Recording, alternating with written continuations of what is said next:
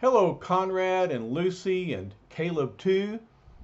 Are y'all ready to hear the rest of the story about the Fantastic Four as they fight Submariner with the help of Doctor Strange?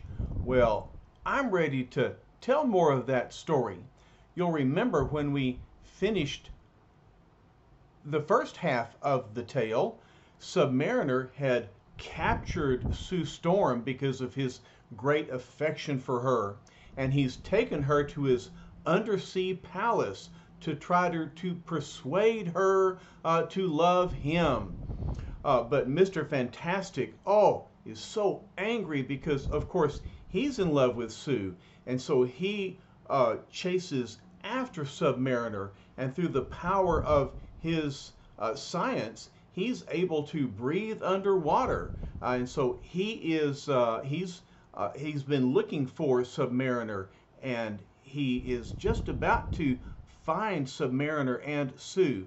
But in the meantime, the Thing and the Human Torch have enlisted the aid of Doctor Strange, Master of the Mystic Arts, and they've asked him for help in locating Submariner so that they can join in the fight and help Mr. Fantastic to rescue Invisible Girl. All right? So, as we begin our story, Doctor Strange has already left Submariner's palace, and he's heading back to the Baxter Building to find Thing and the Torch. But Mr. Fantastic himself has just arrived in Submariner's palace, and he's about to attack. Of course, Mr. Fantastic knows full well that all the odds favor his more than human foe, who is Prince Namor, the Submariner, who's well at home undersea. But Reed Richards is fighting mad, and he races into Namor's enormous throne room. And he thinks, there he is. He doesn't see me yet.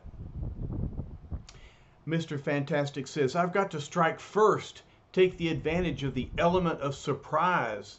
And so he sends out a mighty fist from his elastic arm. He says, I'll begin stretching my arm many times the length of my body.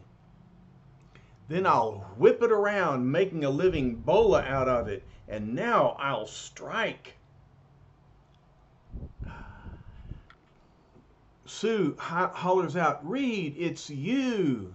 Snapping through the vast chamber like a giant whip, the avenging arm of Mr. Fantastic encircles his startled adversary with blinding speed. Submariner says, so, you would try to cheat me out of the 24 hours that I craved. Prince Namor has accepted enough indignities at your hands, Surface Man. This time there are no others to help you. This time you die. And so Submariner seizes Reed's stretched out arm, and with his power he whips his fantastic foe around the undersea chamber.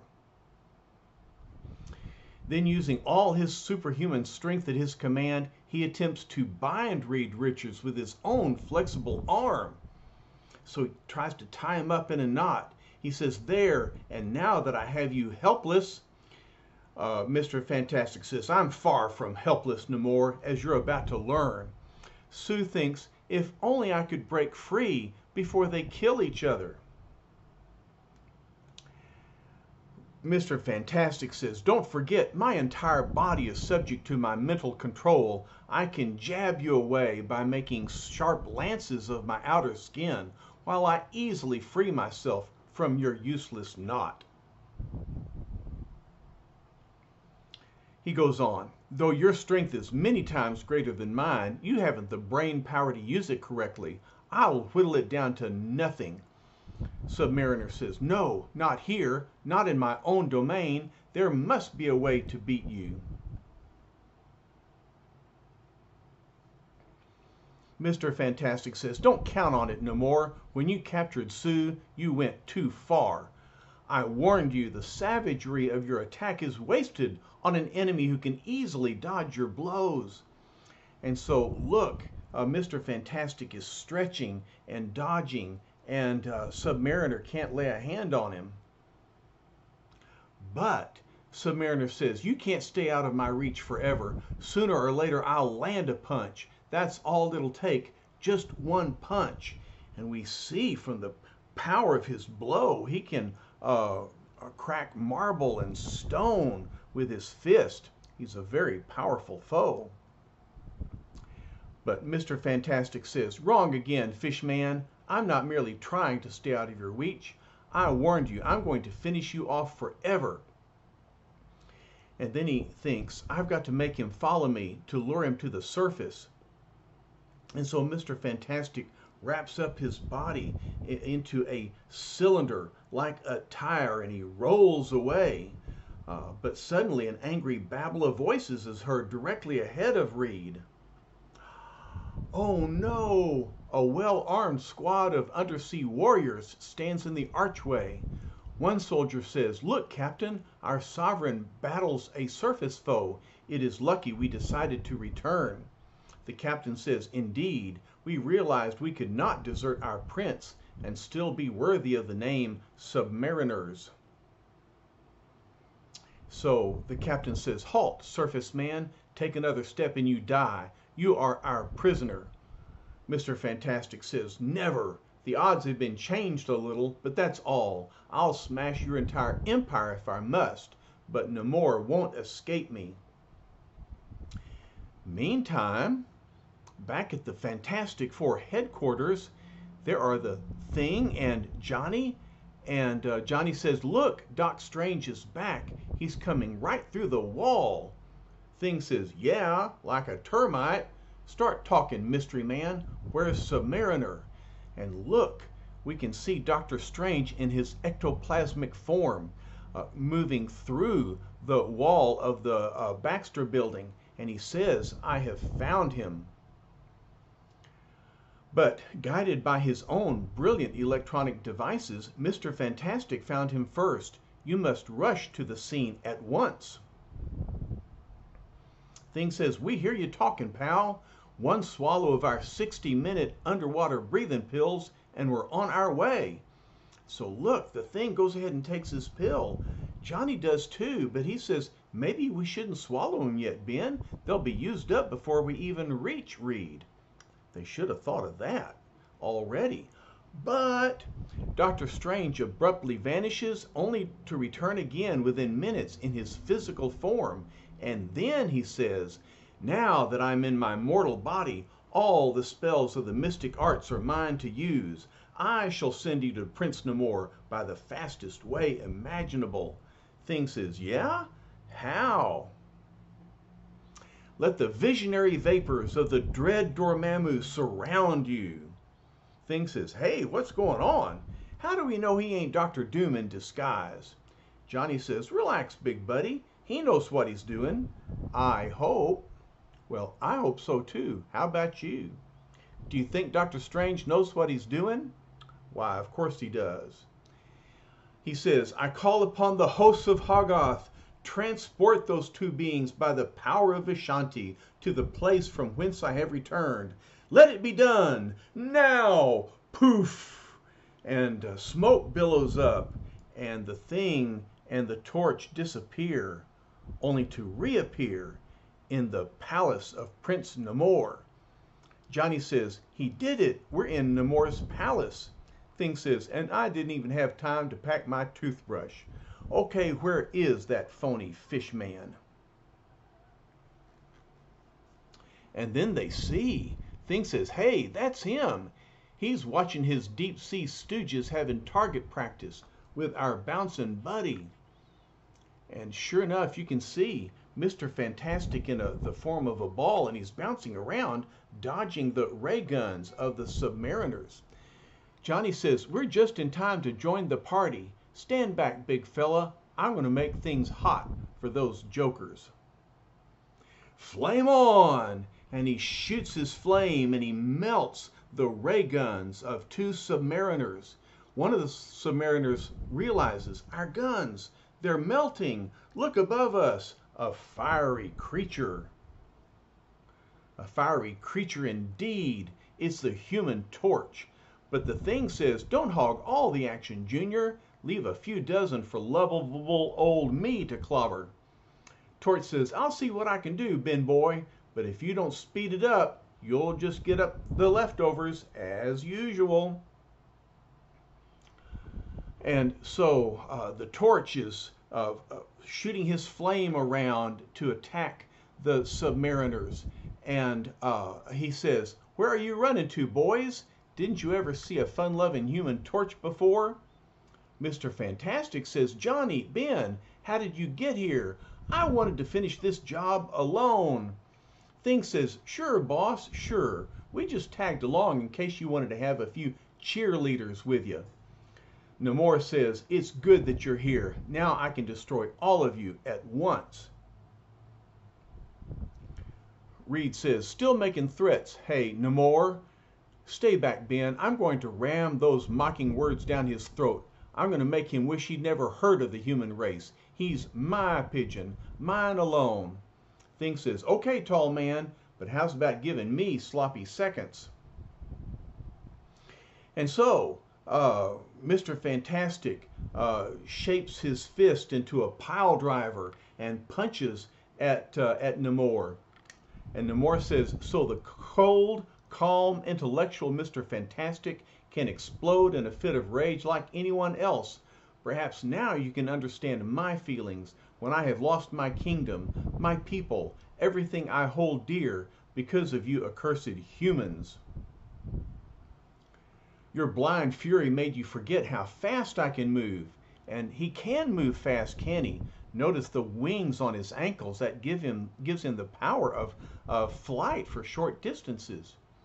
He says, now, before you can marshal your next attack, you'll feel the awesome power of Namor the First, Prince of Atlantis. But Mr. Fantastic says, you're not the only one who can move quickly, and a man doesn't need royal blood in order to fight to the death for what he believes in. So long as you live, mankind will be in danger. I'll see to it that Namor the First becomes Namor the Last. And so Mr. Fantastic moves quickly to bind Namor in his powerful elastic body. Meanwhile, on the other side of the undersea throne room, the Thing is snatching up the submariner soldiers. He says, get going, Johnny boy. I'll find a cozy little playpen for these fun-loving kids while you see where Sue is. Torch says, will do, partner. I've got a hunch she must be nearby somewhere, and if she isn't, even Reed won't be able to keep me from tackling Namor. Sure enough, Torch's hunch proves correct. As he rounds the corner, he sees his sister Sue, and she's in a glass cage, and she's trying to use her mental power with her force field to break the glass, but with no effect. She thinks, if only my invisible force field was strong enough to push this shatterproof glass beyond its breaking point. But here comes the Torch, and he says, Sue, it's me, Johnny. Don't worry, sis. You'll be okay now. Stay back. The glass isn't made that can resist my near-nova flame blast. And so his flame blast burns away the glass. And Sue says, you did it, Johnny. I'm free. But what about Reed and Namor? They were fighting so desperately. Boy, she asks about Reed, but she also asks about Namor. She can't make up her mind, can she? Johnny says, they're okay when I left them, sis, but I never saw Reed so mad before. He was like a tiger. But unknown to Johnny or Sue, their every move is being monitored by two of Namor's loyal officers who escaped to the observation control room before the Thing could round them up. One of them says, pull the lever, let the seawater flood Chamber 6 now. And look, Sue says, Johnny, the sea is rushing in. We'll be drowned. But the torch says, no, we won't. Remember how Reed always taught us not to panic? We've gotten out of worse jams before. You're right, little brother. In a pinch, you're not the careless, hot-headed juvenile I used to think you were. Here, I'll hold the water back with an invisible force field for as long as I can. That a girl, sis. Now I'll try something I've never done before, but with luck, it'll pull us out of this. Namor never bothered to make the passages of his castle flame-proof, so I'll apply intense heat to the surrounding walls and fuse them. There, look how they're melting, coming together. They're forming a molten barrier to the water. See? He's fused the wall, and so now it's holding back the water. Sue says, it worked. How lucky for us, they only thought to flood one chamber. Torch says, yeah, but now let's move before they throw something else at us. Sue says, Johnny, look, that device flying after us. What is it? Torch says, it's not hard to guess. Look at that lens in front. It's a remote-controlled spy camera. That's how Namor's men are keeping track of us. Well, they're not going to be able to see much more, not with a melted-down viewfinder, and so he throws a fireball at the lens and melts it, so it's no longer effective. But at the same time, that fire right in the lens blinded the people who were watching. The Submariner soldier says, that sudden blinding burst of light, my eyes, I can't see. The other soldier says, the fiery one outsmarted us. He has destroyed our lens and temporarily blinded us by the glare. Sue says, oh, Johnny, I pray that no harm has come to Reed or to Namor.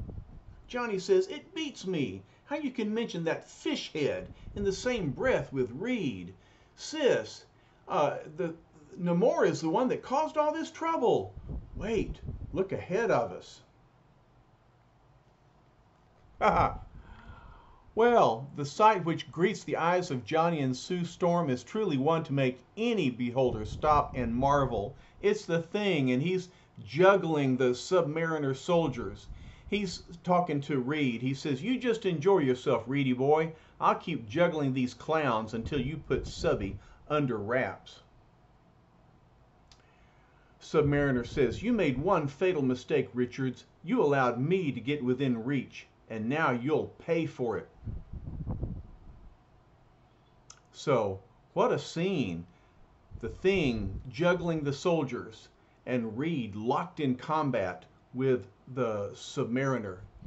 Oh, the Submariner tosses him down with a mighty blow, wham, and he says, you'll pay for it with your life. Suddenly, unexpectedly, all grows quiet in the great chamber. Namor says, it is done. I salute his courage and his skill, but how could any mere human hope to match his mortal power against that of Namor, the Submariner? And look, the way Mr. Fantastic's arm is draped helplessly around Namor. It appears as if Mr. Fantastic has been vanquished. Then, with an angry bellow, the Thing hurls Namor's warriors aside and charges toward the victorious amphibian. Thing says, don't gloat too soon, flathead. Reed isn't finished yet. Namor says, of course he is, ugly one. Even if he recovers, all the fight has been knocked out of him. And as for you, I shall not sully my hands on you, but my loyal warriors will hold you at bay with their electro stun guns. Look at that gun. It's shooting an electro ray at the Thing, and it's consuming him. That's kind of cheating, isn't it? Namor is resorting to his weapons because he knows his power isn't enough. But look at the Thing. He's still standing. Using converted water power, inasmuch as water is one of the best and simplest conductors of electricity, the undersea waters bathe the Thing in a concentrated, highly charged barrage. But the Thing keeps coming. He's so powerful. Ben's mighty body, altered months ago by the mysterious cosmic rays, merely absorbs the current as he advances menacingly. And now that you meatheads have had your fun, look, they're starting to run away. But Namor is still standing, and he says, "You are too powerful for my warriors to cope with. I myself will defeat you, as I defeated your leader." But look, here comes the arm of Mr. Fantastic, and he says, "Wrong, Namor, on both counts. In my book, a man doesn't stop fighting after the first knockdown." And so Reed recovers, and he resumes to fight against Namor with his fist shaped as a mighty wrecking ball, and he wraps the Submariner with his other arm. Submariner says, "What breed of man are you that will not surrender to a stronger enemy?" Reed says, "The same breed as any man who'll fight to the death for the girl he loves. She'll never be yours, Namor." Submariner says, "But what if I'm the one she chooses? All I ask is a chance to hear her decision." Reed says, "You'll get your chance, Submariner, but not on your terms, not while she's your prisoner, not while you put yourself above our law." Submariner says, "It is a pity we are mortal enemies, Richards. Together we could be unconquerable, but that can never be. I'll allow no human to thwart me again."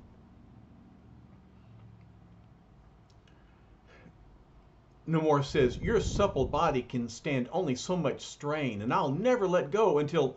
Ugh!" Mr. Fantastic says, "You aren't fast enough that time, Namor. I'll still match my skill against your inhuman strength." And Namor says, "But I too have weapons other than mere strength. Don't forget my winged feet give me the power of limited flight also.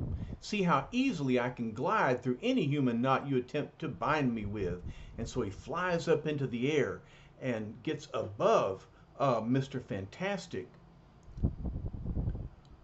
"And now that I'm within striking distance again, I'll finish what I started before." But look at Reed, his neck, it moves and bobs and weaves so that he avoids Namor's fists. Namor says, "Blast you, stop bobbing and weaving. I'll connect with you sooner or later." Reed says, "You were asleep at the switch, Fishman. I was merely dodging your blows while I positioned myself for this." Namor realizes, "You've made a human crossbow of your body." "Exactly, Namor, and now I'll use you as the arrow." And so he releases Namor, who shoots out like a bolt through his soldiers, knocking them aside. Before Submariner can make another move, Reed releases him as Namor's powerful form streaks through the chamber like a bolt, helplessly scattering his own followers. Once the armed warriors have been put out of action, the Thing gets back to normal as the electric weapons drop to the floor. Reed says, "Ben, big fella, are you okay? I didn't want you or Johnny to get involved. Namor has too many advantages down here." Ben says, "Forget it, Reed. I'm okay, though I wouldn't want to make a habit of facing those electric guns." Well, I would think not. Thing says, "Well, let's get this show on the road. What do we do next?" Reed says, "Just what I started out to do. Make sure that Namor never misses anyone again."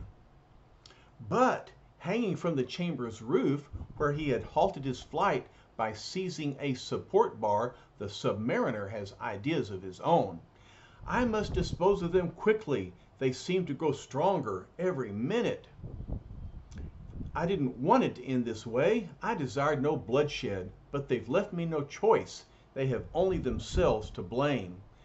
We live by different codes. They'll never understand me. They'll always hound me unless I stop them now, stop them forever." And look at the menacing face of Prince Namor as he grimly decides his next move. And again he brings out a powerful weapon. And he says, "Even your strength will not save you from the impact of our undersea blast gun. Thing, you are both doomed. But before I give the command to fire, I offer you one final alternative. Surrender to me unconditionally, and I will grant you the privileges of prisoners of war. Reed says, I can't speak for Ben, but the word surrender rubs me the wrong way, Namor. Thing says, I've got news for you, Reed. You just spoke for me. So they're not going to surrender. And therefore, Namor says, there's nothing left to say. I regret what I must do now. Fire! Ben says, get out of my way, Reed. I'll take the first blast. You strike back at him. And so Ben moves his powerful body in front of the ray gun. But look, nothing happened. Thing says, hey, what is this? Some kind of gag? Nothing happened. Unless I'm pushing up daisies and I don't know it. The soldier says, it is impossible, Your Highness. We fired the blast gun at maximum intensity, but the impact never reached our target. Namor says, I can't explain it, but I'll finish the fight with my own two fists. We can't stop now. Summoning every bit of the superhuman power he possesses, the Prince of Atlantis thunders toward the surface men. But before contact can be made, he comes up against an invisible shield. He says something is between us, a shield which I cannot penetrate. What is it? What is that invisible shield? Who can create such a defense? Ah, we know who it is, don't we? It's Invisible Girl. She said, you should have guessed, Namor. Only my invisible force field could have saved them. The Torch is there too. He says, I'll bet you thought we forgot all about you. Namor says, so the Torch freed you. Well, perhaps it is all for the best. And so we can see that this invisible force field is surrounding the Thing and Reed. Namor says, Richards is lucky that you still felt enough loyalty to him to interfere with my vengeance. Sue says, no, Namor, not loyalty. My feeling was love. Namor says, what are you saying? You can't love him. I've claimed you for myself. You must be mine. Sue says, the one thing an Imperial command cannot affect is a girl's heart. I'm sorry, Namor. Sorry if you misunderstand the sympathy I felt for you. Yes, even the affection I felt. Sorry if you thought it was love. But I realize now, Reed is the only man for me. Nothing can ever change that. And so as she speaks these words, Namor looks away. But look, Reed is looking on and hearing Sue's words also. Meanwhile, an ocean away, two piercing, unblinking eyes follow every action in the dramatic undersea tableau. It's Doctor Strange, and he says the Sea Prince has never been scorned before. His rage is mounting. He is capable of anything.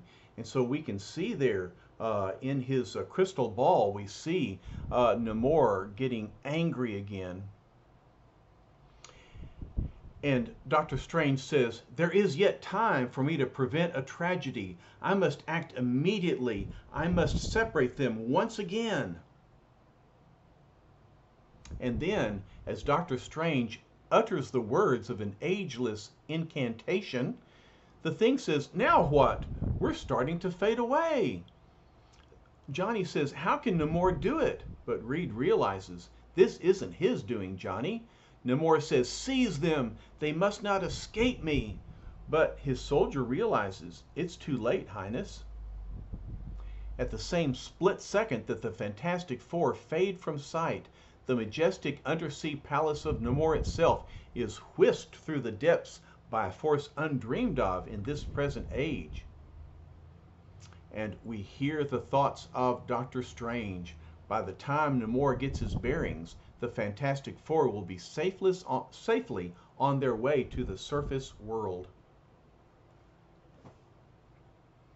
Thing says, holy cow, we're inside of Reed's sub, heading for home again.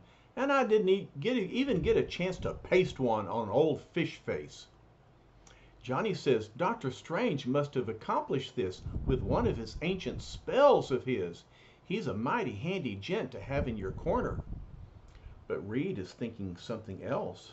Sue, darling, about what you said back in Nemours Palace. Sue says, please, Reed, I'd prefer not to discuss it now.